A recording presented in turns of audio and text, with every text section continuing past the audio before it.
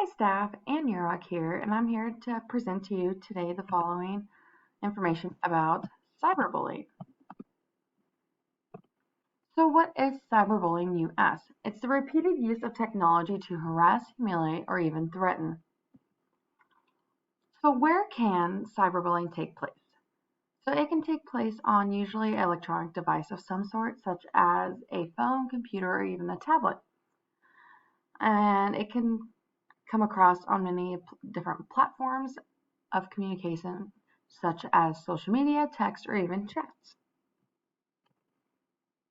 So there are 10 various forms of bullying, starting with exclusion. So exclusion means not having the latest updates on your technology, and this will have the student or kid could be excluded for these reasons, that the group will leave them out because they don't have the latest stuff. Next, we have harassment, which is staged threatening and abusive messages towards the kid being bullied, and the bullier will stage something in order to harass them. Next, we have outing, so it's a public scene of humiliating someone. And then we have cyberstalking, which is harassment through online communications. Next, we have frapping, which is where an impersonator will log into a child's account and to access their information or personal information. Next, we have fake profiles. So this is used to hide a real identity of somebody else. And then next we have dissing, which is sending or posting cruel info about somebody else. Trickery, which is gaining trust to someone so that you can learn their secrets and then share it online. Next we have trolling. So this is deliberating, provoking a response through insults. So the bullier will do lots of insults to the person that essentially wants to pick on, and then provoking them to act in some way. Next, we have catfishing. So this is stealing online identities and recreating new ones for deceptive purposes.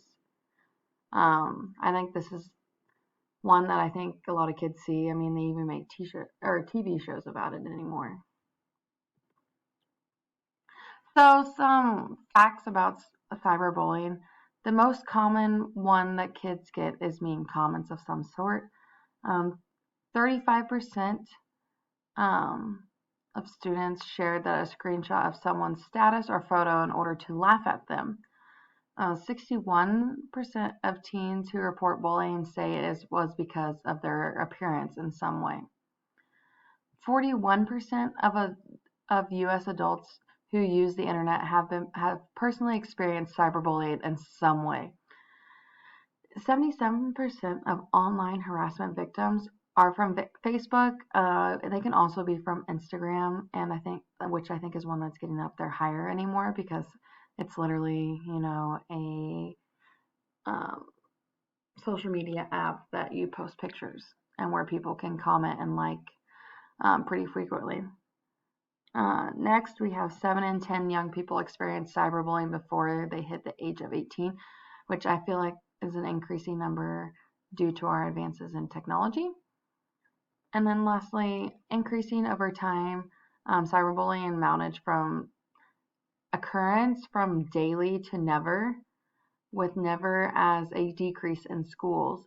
So more kids are experiencing cyberbullying compared to never having to experience it. And the little fun fact that goes with that is that this comes from schools who prohibit the use of cell phones. So I think that's kind of an interesting connection right there. So what effects can we see in our students if they are being cyberbullied? Okay, we will see social anxiety. There's a chance there could be depression from the student. They could have suicidal thoughts. You can see them possibly deleting all their social media apps. You might see some self-harm that they may be doing. They could start skipping classes because they don't want to be in that class with that same person who is bullying them.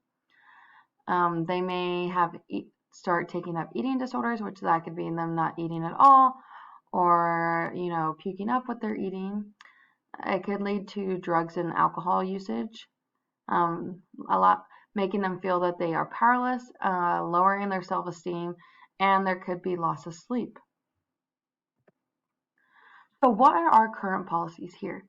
So the USD 41 policy states that cyberbullying by use of email, cell phone, or text or messages, or any social media will be a violation of the district policy, and the appropriate action will be taken place against that individual.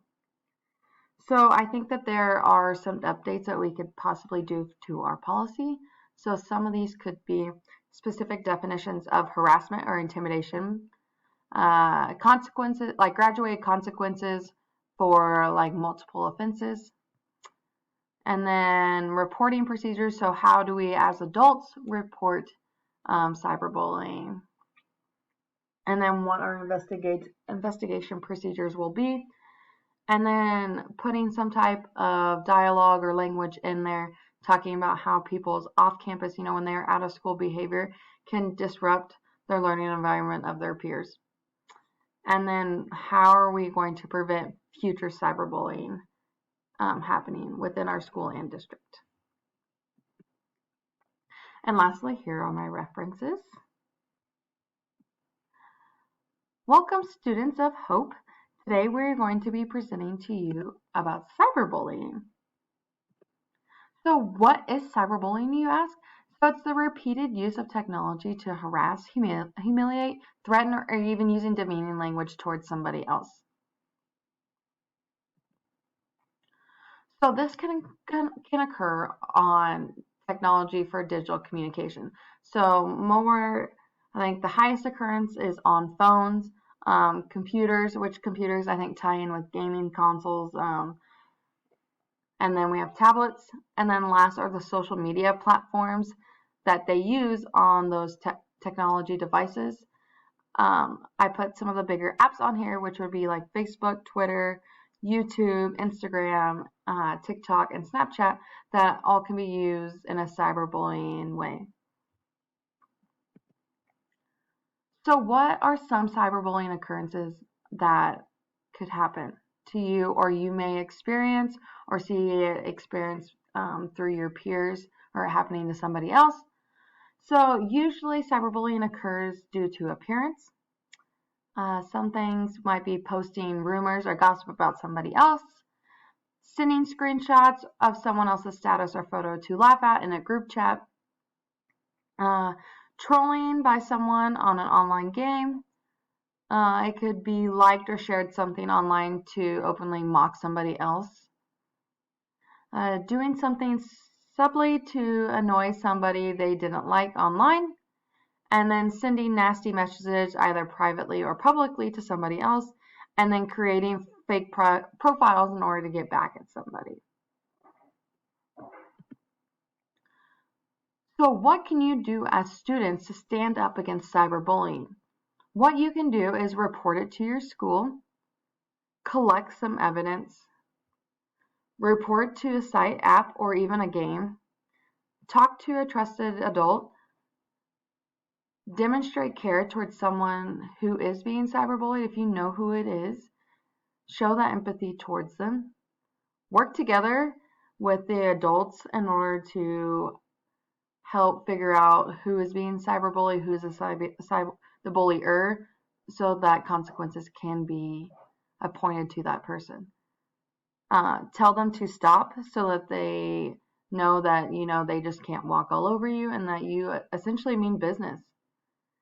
Don't encourage more cyberbullying to occur. Stay safe, so make sure you guys have your guards up, especially when you're going into the unknown and on the online, when you are talking to people you don't necessarily know.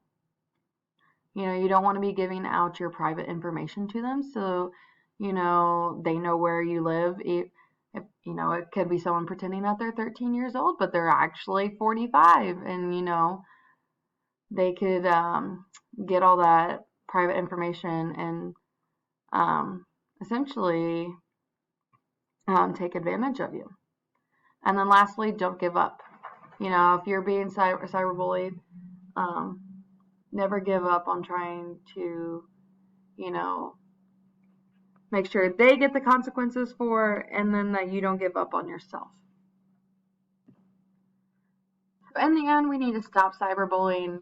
Technology has become such a big part of our society and our learning, with just the easy access we have on our phones, that how this can occur and how easily you guys can do this, and how fast things can spread essentially like a virus. Once you start hating on one person, it just keeps growing and growing. It's just something we need to start eliminating. That is it. Thank you.